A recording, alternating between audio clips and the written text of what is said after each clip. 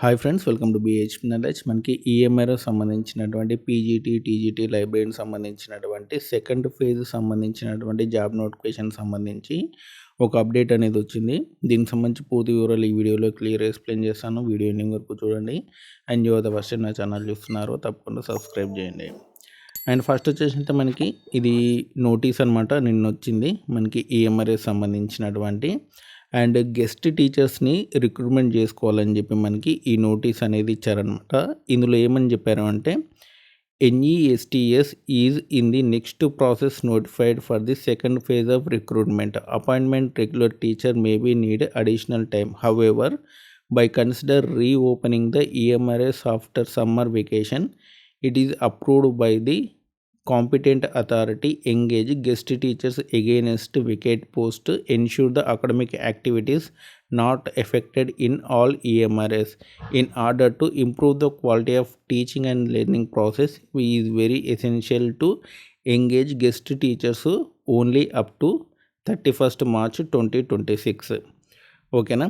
And 31st March 2026 లోపు మీకు regular appointment చేయాలని చెప్పి మనకి ఈఎంఐఎస్ అనేది భావిస్తుంది. ఈలోపు గెస్ట్ టీచర్స్ని అపాయింట్మెంట్ అనేది చేయబోతున్నారు. అంటే ఈ అకాడమిక్ ఇయర్కి మాత్రం గెస్ట్ టీచర్స్ అనేది ఉంటారు.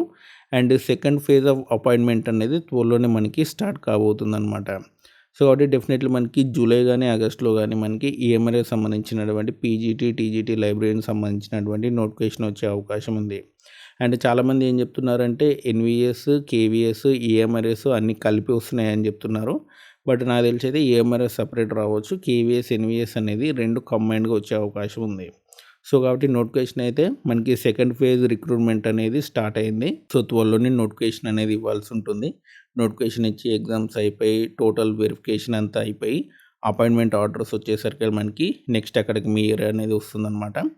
ఒకవేళ మీకు జూలై ఆగస్టులో వస్తే అక్టోబర్ ఆర్ నవంబర్లో మీకు ఎగ్జామ్ ఉండే అవకాశం ఉంది. సో కాబట్టి ఎవరైనా ప్రిపేర్ అవ్వాలి అనుకుంటే ఇప్పటి నుంచే ప్రిపేర్ అవ్వండి.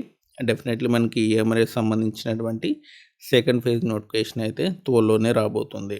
ఎందుకంటే ఆల్రెడీ మనకి ఫైనల్ వెరిఫికేషన్ కూడా అయిపోయిందనమాట. ఇంకా నెక్స్ట్ నోటిఫికేషన్ ఇవ్వాల్సి ఉంటుంది. యాక్చువల్లీ లాస్ట్ ఇయర్ నోటిఫికేషన్ అనేది ఇవ్వాలి, అది ఇవ్వలేదు.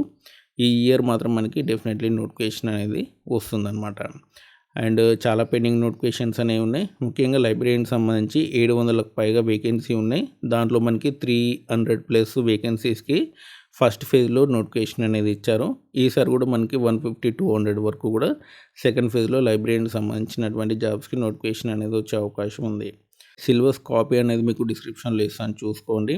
అండ్ ఫస్ట్ ఫేజ్లో లైబ్రరీకి సంబంధించినటువంటి సిలబస్ కాపీ అనేది ఇస్తాను. సో ఎవరైనా ఉంటే ప్రిపేర్ అవుతూ ఉండండి. అండ్ అంతేకాదు ఈ వీడియో కింద ఒక టెస్ట్ లింక్స్ అనేవి ప్రొవైడ్ చేస్తున్నాను. అండ్ ఆ ఫ్రీ టెస్ట్లని అందరూ కూడా రాయండి. సో డైలీ మీకు ఒక 10 క్వశ్చన్స్ అనేవి ఉంటాయి.